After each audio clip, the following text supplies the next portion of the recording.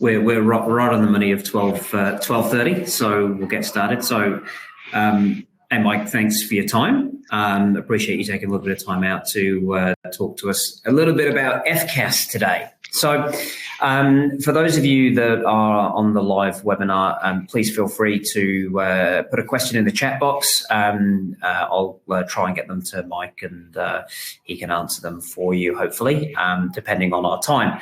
So, look, I'm going to kick off here. Now, Mike, could you give us a rundown on why FCAS is important to the grid? Yeah, sure, Neil, and thanks very much for the opportunity to participate in this webinar. So the electricity that we generate has to be consumed at exactly the same instant. So you need to keep that supply, which is generation, and demand, which is us consuming that power, in balance. So the best indicator for that balance is what's called frequency. The frequency of our supply is 50 cycles per second. In other words, it goes from positive to negative 50 times every second.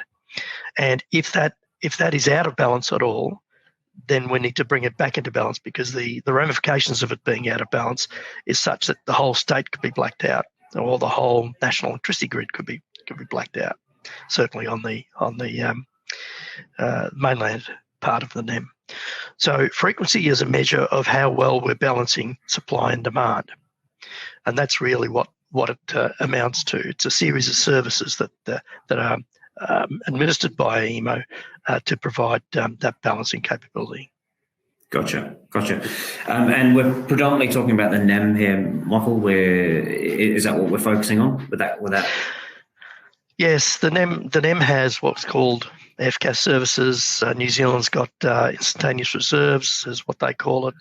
WA is about to introduce FCAS. So that, every market has different terms for these things, but basically they're required just to make sure that they're always in balance. They're always, supply and demand are always in balance. Awesome.